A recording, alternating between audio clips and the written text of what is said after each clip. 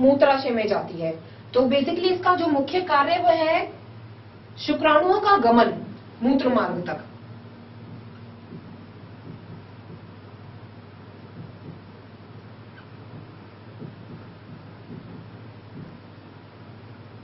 और इसी में अब प्रोस्टेट ग्रंथि पाई जाती है।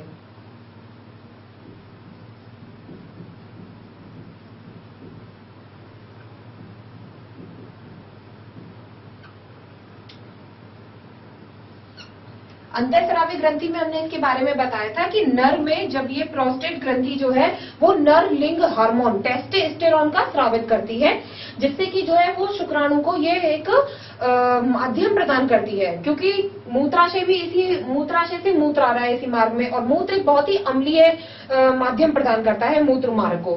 तो अगर शुक्राणु इसी मार्ग में से निकल रहे हैं तो शुक्राणु डेड हो जाएंगे, वो मर जाएंगे और यहाँ पर सेफली नहीं पहुंच पाएंगे। तो जो प्रोस्टेट ग्रंथि है उसके द्वारा कुछ क्षारीय माध्यम का स्राव किया जाता है, जो कि शुक्राणु को सफलतापूर्वक निष्कासन में सहायक होता है।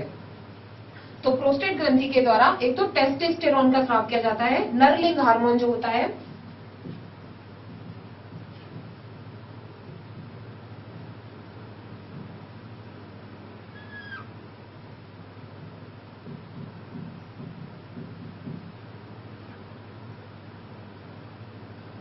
और दूसरा शुक्राणुओं को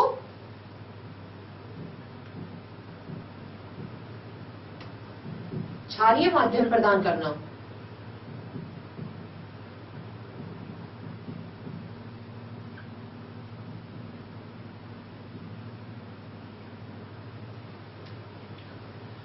ये प्रोस्टेट ग्रंथि है। अब इसका जो आखिरी और मुख्य भाग है नर जनन तंत्र का, वह है पेनिस, यानी कि शिशन।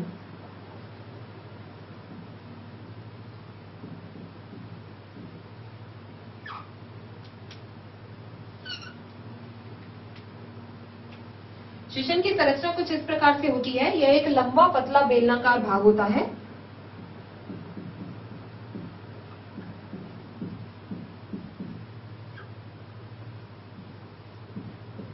बेलनाकार, मांसल और लचीला।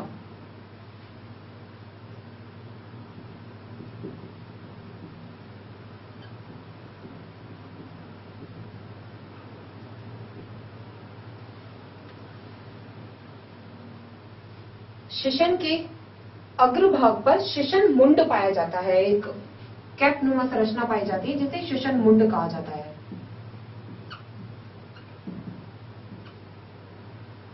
और इसका कार्य होता है मादा में शुक्राणुओं को पहुंचाना।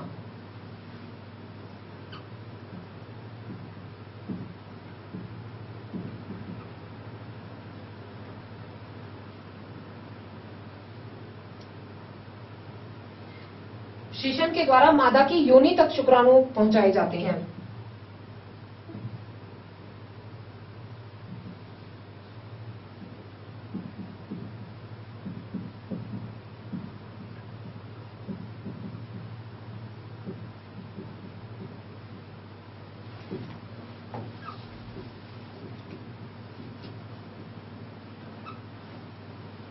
ये मुख्य रूप से नर जनन तंत्र के मुख्य 6 भाग होते हैं और इन 6 भागों का यह कार्य होता है।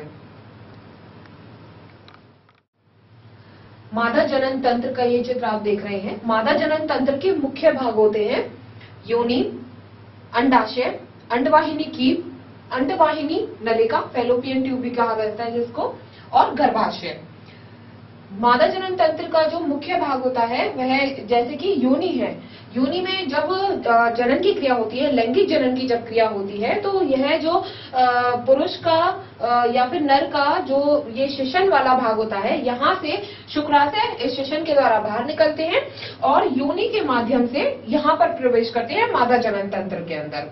ये गर्भाशय ग्रीवा के अंदर शुक्राणु छोड़े जाते हैं और जो निषेचन की क्रिया है वह यहाँ अंडवाहिनी कीप में होती है, फैलोपियन ट्यूब में होती है। मादा शुक्राणु की, नरयुग्मक जो शुक्राणु है उनकी, और मादा युग्मक जो अंडाशय से अंडाणु आते हैं ये यहाँ पर आते हैं, इस अंडवाहिनी नलिका में निकल कर आते हैं। अंडाशय से अंडाणु अंडवाहिनी निकल के आते हैं और यहाँ से शुक्राणु जो है वो इसमें पहुंच जाते हैं। तो जो निषेचन की क्रिया है वह इस अंडवाहिनी नलिका के अंदर संपन्न होती है। अब हम इसके मुख्य भागों को पढ़ेंगे कि किस प्रकार से मादा जनन तंत्र में अंडाणु के परिपक्व होने